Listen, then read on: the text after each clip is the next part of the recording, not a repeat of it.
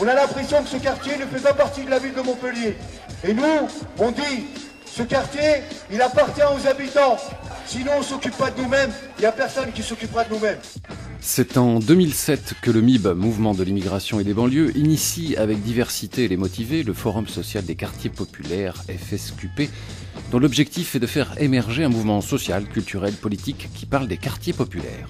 Si le Forum social des quartiers populaires national 2011 se tient à Saint-Denis, Montpellier a été choisi pour accueillir lui aussi un FSQP petite formule.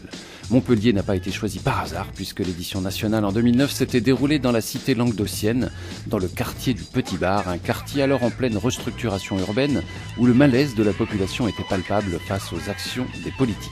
Pour ce petit forum social des quartiers populaires qui s'est déroulé les 22 et 23 octobre, c'est dans le quartier Mosson que se sont réunis associatifs, habitants des quartiers et politiques conviés au débat. À qui profitent les dispositifs de la politique de la ville? Liberté, discriminée, où en est-on? Comment lutter contre l'amnésie de la déformation des luttes de l'immigration et des banlieues? Voilà des exemples de questions posées pour faire réagir les participants. Dans cette première émission, nous écouterons Zouina Medour, membre du FSQP, mais aussi engagée depuis longtemps dans des actions politiques de la ville et lutte contre les discriminations aux côtés des collectivités. Elle nous parlera de la relation compliquée entre les politiques et les habitants des quartiers et d'une action concrète menée avec des femmes qui a abouti à la publication d'un livre et d'une pièce de théâtre, Le bruit du monde m'est rentré dans les oreilles. Une action qui témoigne de l'utilité d'écouter en premier lieu le public qu'on vise par des actions estampillées politiques de la ville. Nous entendrons aussi Annie Benezech, présente au forum. Elle est adjointe au maire de Montpellier en charge de la lutte contre l'exclusion. Mais nous allons commencer avec Hamza, militant dans l'association Justice pour le Petit Bar, une association qui pointe les problèmes rencontrés dans le quartier. Il est membre du MIB et organisateur de ce forum social des quartiers populaires à Montpellier. Nous l'entendrons, la relation avec les politiques n'est pas un long fleuve tranquille.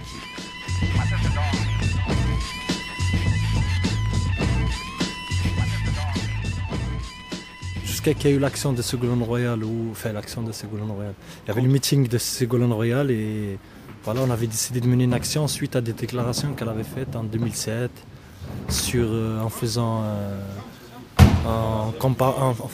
un amalgame en disant que les femmes voilées, femmes violées, femmes excisées, etc. Et les casques bleus dans les quartiers, le soutien fraîche et tout un tas d'autres choses. Et aussi le fait que ceux qui organisaient ça, ils se disaient représentants des associations, représentants des quartiers en gros. Nous on se bat pour que des gens soient relogés qui sont dans des conditions soit insalubres ou comme le cas d'enfants handicapés qui sont dans un appartement à premier étage dans un petit appartement, ils ne peuvent pas recevoir des soins nécessaires. Et ces gens-là, c'est ce genre de gens, en gros c'est le clientélisme qui fait des dégâts dans le quartier par rapport à tout ça. Et ces gens-là font partie de ce système-là, soi-disant représentants des quartiers. Et quand on se penche sur la question, quand on regarde qui sont ces gens-là, on se rend compte qu'ils profitent de la misère des gens pour faire profiter eux, leur famille et leur entourage. Et on peut le voir, on a souvent invité des journalistes à aller enquêter par eux-mêmes. Tout ce qui est logement, accès à la propriété, emploi à la mairie, à l'agglo, à la région, c'est les mêmes familles, c'est les mêmes personnes, on dirait même la même tribu. Et nous, ce qu'on a décidé, c'est qu'à une période, on s'attaquait aux corrompus. C'est-à-dire à ceux qui profitent de ce clientélisme-là. Et on s'est dit, au final, il y a des gens qu'il faut attaquer, qui profitent de ce clientélisme-là, mais c'est mieux de s'attaquer directement aux corrupteurs qu'aux corrompus. Et c'est pour ça qu'on avait mené l'action par rapport à Ségolène et d'autres actions pour s'en prendre justement à ces gens qui mettent ce système en place. Dès qu'on commence à prendre de l'ampleur, donc il y a souvent ces appels de pied qui se font, donc des tentatives de récupération et tout ça. Nous, on a toujours été clair là-dessus. On discute avec tout le monde, il n'y a pas de problème. Mais c'est pour jouer le jeu du système qui oppresse les gens dans les quartiers. On s'est dit non, on ne peut pas être complice de ces choses-là. C'est pour ça qu'on a décidé de se poser en contre-pouvoir. Et voilà, sinon on a eu des discussions avec le directeur de cabinet de Madame Andrew, l'ancien, le nouveau, d'autres adjoints, des gens de la préfecture. On a discuté avec tout le monde sur des cas très très précis pour essayer de faire avancer les choses et on se rend compte qu'au final, ils sont d'accord avec nous sur nos revendications, mais il n'y a pas grand-chose qui avance. Et donc on continue de discuter quand il faut discuter, mais on n'attend pas que pour discuter. Quand il faut agir, on agit. Et s'ils veulent discuter, on est toujours prêt à discuter. Mais voilà, mais c'est pour tenter de nous récupérer encore une fois, comme ça se passe souvent, comme j'essaye de faire souvent. Nous on refuse et on continue de mener nos actions comme on peut, avec les moyens qu'on a. Nous écoutons maintenant Zouina, membre du Forum social des quartiers populaires et chargé de mission dans le cadre d'actions de lutte contre les discriminations. Les politiques vont-ils jusqu'au bout de la concertation? Quels sont les freins? Sa longue expérience auprès des mairies et des habitants des quartiers lui permet de mesurer les actions menées par les politiques sur le terrain. Ce que j'expliquais hier, puisque la thématique du débat c'était la gauche et les quartiers, et c'était y compris politique et acteurs sociaux. Et donc dans acteurs sociaux, ça recouvre les militants, mais y compris moi j'ai une autre fonction, c'est que je travaille pour des municipalités ou des centres sociaux ou milieux associatifs depuis plus de 20 ans. Donc j'ai un regard, y compris du point de vue de l'institution, jusqu'à aujourd'hui d'ailleurs, où j'ai un pied dans l'institution et un pied dans le militantisme. Et il y a une chose que les deux disent clairement, que ce soit du côté du FSQP, c'est faire avec les habitants, on ne fait pas sans eux. Et c'est à partir effectivement de leur mobilisation qu'on soutient quelque chose qui émerge et qui devient une organisation autonome qui agit sur des questions spécifiques, les leurs, puisque ça part des habitants. Et du point de vue de l'institution, si on regarde un peu toutes les orientations, les discours, les municipalités, on est aussi dans la même logique de démocratie participative, où on dit qu'on fait avec les habitants, qu'on ne peut pas construire sans eux, sur leur point de vue et tout, voilà. Donc de ce côté-là, sauf que dans le réel, ça ne se passe pas tout à fait comme ça, puisque moi ayant ce long parcours dans l'institution, j'ai été confronté à plusieurs reprises à des résistances, voire à des fermetures de l'institution elle-même, que ce soit des cadres d'ailleurs qui ne comprennent pas, soit le politique, soit les conseils d'administration. En fait, ils ne sont pas d'accord qu'à un moment donné, quand on ouvre l'espace de discussion et d'élaboration, les habitants proposent des choses qui ne vont pas dans la direction souhaitée par le haut, en fait, par l'institution, par le politique. Et du coup, c'est là où ça se ferme. Or, ils ont tort, puisque c'est une vraie richesse de pouvoir composer avec les autres, de travailler ensemble, y compris dans la complexité, y compris dans accepter de parler vrai. Parce que les habitants, moi pour l'avoir en tout cas vécu à plusieurs reprises, ils entendent les limites d'une institution, ils entendent, mais à partir du moment où on est autour de la table et on discute pour de bon, et qu'on essaye en tout cas ensemble de construire des réponses aux problèmes qu'on rencontre et aux problèmes qu'on pose sur la table. Et ça, c'est tout à fait possible. Donc, on ne comprend pas pourquoi, à un moment donné, du point de vue de l'institution ou du politique, ça se ferme. Souvent, ça se ferme parce qu'ils ont l'impression que ça va se retourner contre eux, ce qui est une erreur. Mais une erreur réelle. Parce que si c'était effectivement dans la coélaboration, ce que tout le monde dit mais ne fait pas, ce serait plus intéressant pour eux, parce qu'ils auraient un vrai soutien d'ailleurs, y compris local, de la part de la population, pour plein de choses, ce qui n'est pas le cas. Là, on comprend bien le discours, donc les politiques sont pleins de bonnes intentions, ça pourrait être même sur les tracts électoraux ou dans le magazine de la municipalité, on écoute les habitants, venez à cette réunion publique et ainsi de suite. Par contre, est-ce qu'on peut être concret? Quand vous dites par exemple, les habitants ont des propositions, mais du côté de l'institution, ça coince. Qu'est-ce qui les met en danger finalement dans ce que proposent les habitants? Est-ce que vous avez un exemple, vous qui avez travaillé sur ces questions pendant longtemps? Ce qui les met en danger, je ne sais pas, mais moi j'ai envie de m'appuyer sur l'expérience du Petit Bar. L'expérience du Petit Bar... à Montpellier donc? À Montpellier bien sûr. Donc il y a un projet d'ANRU depuis des années. Donc avec des enveloppes financières assez conséquentes pour transformer un quartier.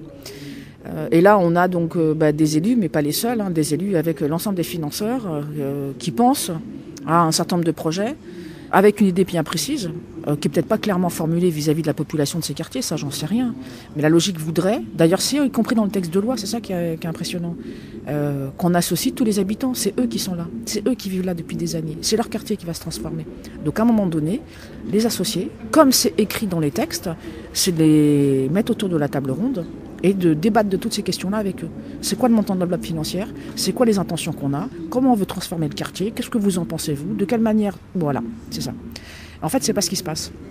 Et les habitants du Petit Bar, en fait, ont arraché, par la lutte, la possibilité, à un moment donné, d'être entendus sur ce qui se passe dans leur quartier, en termes de rénovation urbaine. Et je dis arraché, parce que ils ont y compris dénoncé le comportement de l'institution ici, qui a été avéré après parce qu'il y a eu jugement, il y a eu des détournements de fonds. Donc comme quoi ils ne sont pas si dingues que ça. Et qu'on peut supposer que le fait de ne pas associer, ça permet de ne pas tout dire, ça permet de faire travailler ses copains, ça permet de... Bon, après c'est complexe, mais c'est aussi ça la réalité. Donc c'est 1 million quand même d'euros qui a été détourné, de l'argent qui aurait dû revenir au quartier. Ensuite, en termes de priorité, voilà, on a construit petit bar, un commissariat, on a construit une médiathèque, on a construit, je crois, un centre social. Est-ce que c'était ça qu'il fallait faire en premier ? Alors qu'on sait que les conditions de logement des habitants sont véritablement indignes. Et moi, j'y suis allée, j'ai vu. Hein. Je viens de la région parisienne. Je ne m'attendais pas à trouver un quartier dans cet état-là. Vraiment, moi, ça m'a impressionné, pour de vrai. Donc ça veut dire que si les élus venaient un peu plus souvent, c'est-à-dire que moi, j'ai été impressionnée par la dégradation du quartier. Je ne vois pas comment un élu n'est pas capable de voir ça. Parce que lui, tous les jours, il rentre quelque part où il habite, où il est assez content de l'endroit où il habite.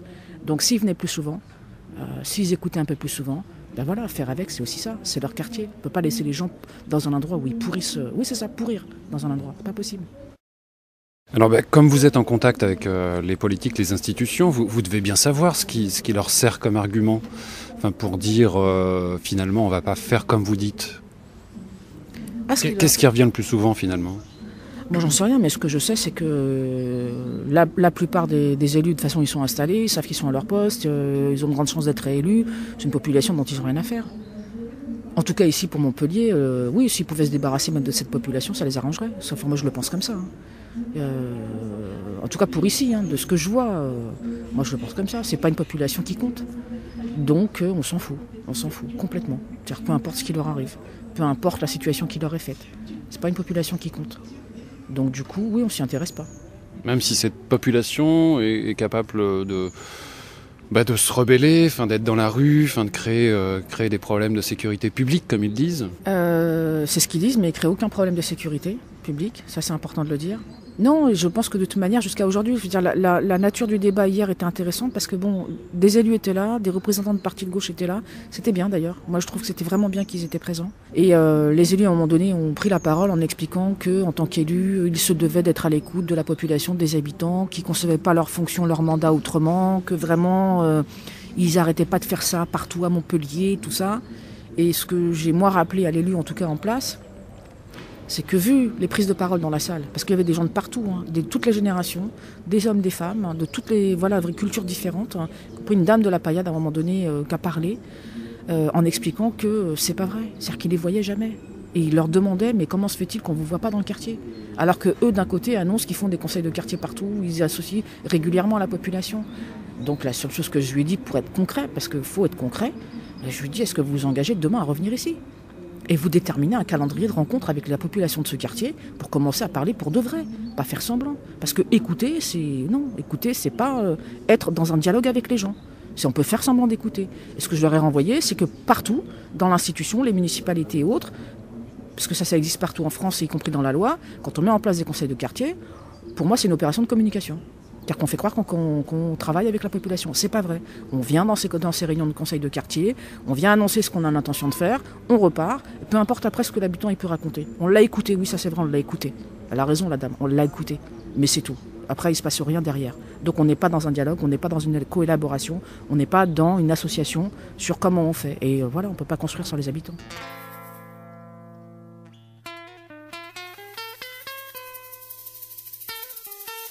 Faisons maintenant un petit tour vers les politiques. On l'a entendu de la bouche de Zouina, on ne peut pas construire sans les habitants. Annie Benezech, adjointe au maire de Montpellier en charge de la lutte contre l'exclusion, est tout à fait d'accord, d'autant que c'est inscrit dans la loi sur la démocratie participative. J'estime que ce genre de forum, ça est intéressant. En étant adjoint au maire d'un quartier, qui est quand même un quartier assez difficile, et en charge de la lutte contre l'exclusion, j'estime que ma place, elle est ici. Parce que je pense que d'écouter les autres et d'écouter aussi ce qu'ils proposent, c'est intéressant. Dans le cadre, en plus, quand on a un mandat d'élu, de voir ce qui se fait ailleurs et quelles sont les propositions qu'on peut faire pour améliorer la vie quotidienne des gens. Pendant ce forum social, là, il y a eu un débat sur l'utilité, que sont devenues les politiques de la ville, à quoi ça sert, est-ce qu'il y a eu des résultats ? On peut dire que le bilan est quand même plutôt mitigé et les politiques sont plutôt montrées du doigt. On a l'impression qu'il y a un dialogue qui est rompu avec une certaine partie de la population qui habite ces quartiers populaires. C'est pour ça que je tenais à être là, parce que moi sur mon quartier des Prés d'Arène, c'est vrai que je suis très présente et on a entamé depuis 3 ans un dialogue très très profond avec l'ensemble des communautés, parce que les gens avaient besoin effectivement qu'on les entende et surtout qu'on les écoute. Et donc, pour le quartier Prés d'Arène, on essaye de travailler tous ensemble. On a des réunions toutes les 3 semaines depuis des années. Et on commence vraiment à voir que le politique n'est pas là que pour les élections, mais qu'il est là aussi pour faire des choses avec les gens et pour les gens. C'est ça que vous allez dire? Si j'ai l'occasion de le dire, je dirais qu'un élu, surtout un élu de quartier, qui quand même, je le répète, est issu de la loi sur la démocratie participative, doit être près des gens, doit écouter les gens, et son mandat doit servir à ce que la vie des gens s'améliore quotidiennement et que les politiques justement de la ville, donc amorcées par Madame le maire sur le vivre ensemble, soient concrétisées dans les quartiers populaires.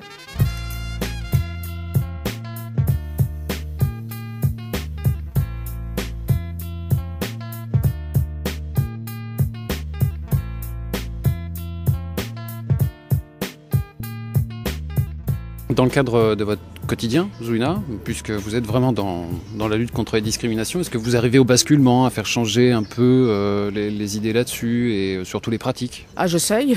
Parce qu'il y a de la critique, mais en même temps, voilà, est-ce qu'on peut jouer sur le réel? Oui, non, j'essaye. C'est pas évident. Alors moi, je vais partir du coup de ma réalité locale, là où je travaille. Sur la question, par exemple, du foulard, je vais revenir là-dessus parce que c'est intéressant. Je travaillais sur le centre social à l'époque avec majoritairement des femmes qui utilisent le lieu, et dont une partie des femmes, certaines qui portent le foulard. Et je me souviens que ça a fait débat longtemps, y compris parmi les bénévoles des cours d'alphabétisation, sur le fait, est-ce qu'il fallait qu'on continue à accepter les femmes qui portent le foulard en cours d'alpha ou pas. Bon, moi, ma manière, d'agir, c'est d'ouvrir les espaces pour que le débat ait lieu, entre tout le monde. Pour qu'à un moment donné, s'il y a des peurs, que les peurs puissent en tout cas s'exprimer, pour ensuite qu'on réfléchisse et qu'on raisonne. Et qu'on définisse après, voilà, c'est quoi, d'abord qu'est-ce qu'elle dit la loi, dans un premier temps, et ensuite, si on réfléchit 5 minutes, pourquoi ces femmes que j'ai toujours acceptées, du jour au lendemain, je vais leur dire non. Voilà, c'est ça la logique. Bon, et du coup, le débat était très intéressant, ça a duré 3 mois, avec toutes les associations, les habitants, le conseil d'administration et autres, mais ça a permis en tout cas qu'on dépasse et qu'on se dise non, c'est une connerie. C'est une connerie, on n'est pas d'accord avec ça. Voilà, ça c'était un premier point. Donc pour dire qu'on peut avancer. Deuxième chose, c'est que ces femmes-là, qui sont majoritairement quartiers populaires, issues d'immigration, qu'on perçoit comme des femmes au foyer, qu'on perçoit comme des femmes soumises, exactement, soumises, qui n'auraient pas trop la parole, qui ne sauraient pas trop quoi faire, elles sont perçues comme ça. Ça, moi, je le sais.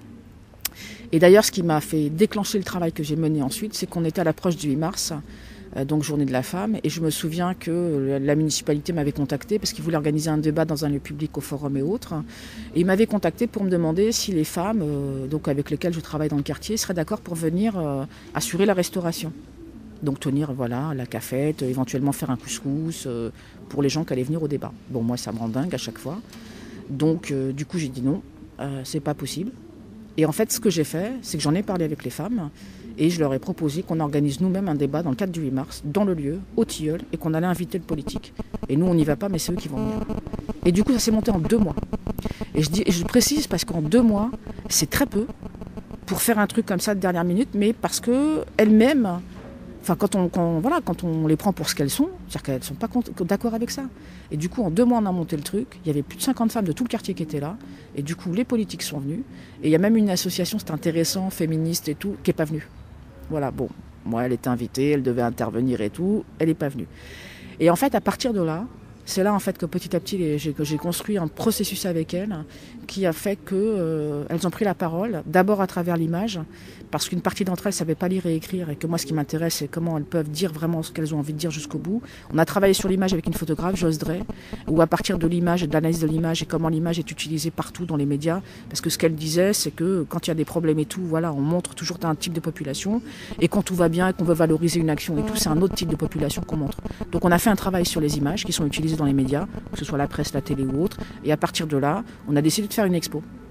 À partir d'images qu'elle choisissait, donc avec la photographe, auxquelles on a ajouté des textes qui étaient les leurs, et qui racontaient un peu leur parcours, leur histoire, leur point de vue, et qui renvoyaient aux autres, du coup, un certain nombre d'interrogations sur la manière dont elles étaient perçues, en disant, voilà, vous vous plantez, parce que voilà, nous on est ça, voilà. Nous on est comme ça, nous on pense ça, et on vous renvoie ça, et on en a marre de toutes ces questions-là. Et de fil en aiguille, il y a une première exposition, il y a une deuxième exposition, c'est-à-dire qu'elle la font, elle la monte, elle la réalise, et elle l'anime. Voilà, et ça a interpellé tout le monde. Parce que d'un seul coup, c'est comme s'ils découvraient qu'elles étaient capables de. Moi, j'ai jamais eu aucun doute là-dessus. Tout le monde est capable de. Voilà, tout le monde. Tout le monde a voilà, une connaissance, une analyse, un raisonnement, voilà. Donc je ne vois pas pourquoi continuera à faire avec ces femmes de la cuisine ou de la couture. Donc je ne vois pas pourquoi. Et donc à partir de là, c'est le théâtre, c'est une exposition. Et ce qui est intéressant, c'est pour dire que voilà, elles n'ont pas envie de parler que de la cuisine. Parce qu'après l'exposition, on en a fait 3.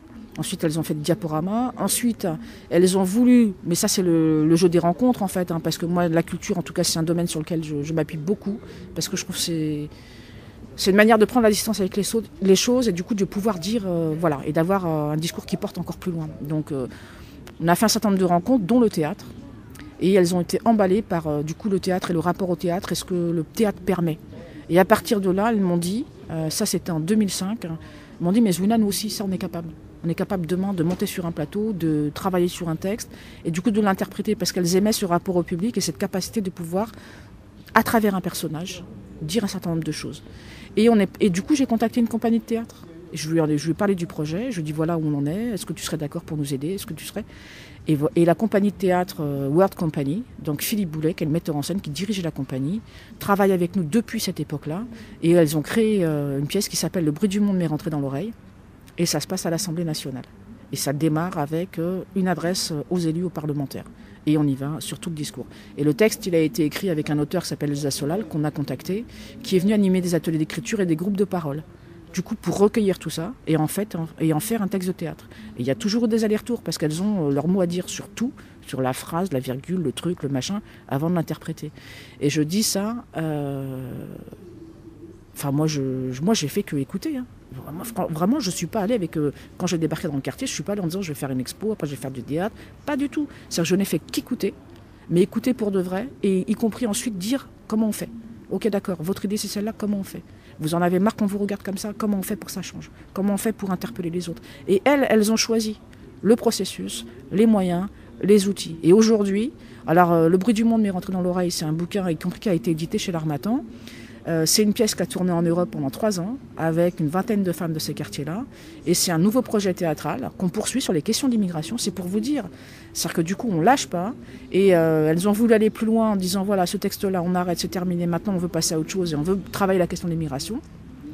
Et donc, moi, j'ai associé Farid Talba, qui est au Forum social des quartiers populaires, qui a une très bonne connaissance de Sayad. Et on a fait une formation sur les travaux de Sayad. Donc Abdelmadjid Sayad, sociologue, qui a travaillé beaucoup sur la question de l'immigration. Et à partir de la formation à laquelle elles ont assisté pendant plus de 4 mois, elles ont décidé que ce serait le prochain texte de la pièce. Et donc avec le monteur en scène, avec un collectif de chercheurs, donc il y a Farid Talba du FSQP, il y a Samir Hadj Belkacem, qui est un sociologue, qui nous accompagne depuis 2006. On a pensé donc du coup tout ce projet-là, et c'est la nouvelle création qui s'appelle « Et puis nous passions le pantalon français », dont la première représentation aura lieu le 31 mars 2012, on le situe dans les élections électorales. Hein. On le situe dans une période où la question de l'immigration, on en a ras-le-bol. On en a ras-le-bol de la manière dont c'est parlé depuis des années. Parce que la question de l'immigration, politiquement, depuis des années, c'est un problème. Et nous, on ne comprend pas pourquoi c'est un problème. Donc on vient, et là, on s'appuie sur les travaux d'un chercheur. Parce qu'on dit, voilà, vous pouvez rien dire. Le mec, il a fait ça, il est reconnu par tout le monde sur la qualité de son travail, sur effectivement ce qu'il a permis, en tout cas, de montrer sur qu'est-ce qui se passe pour l'immigration. Voilà, c'est une autre manière, du coup, de renvoyer aux institutions qu'il y a quand même un vrai problème.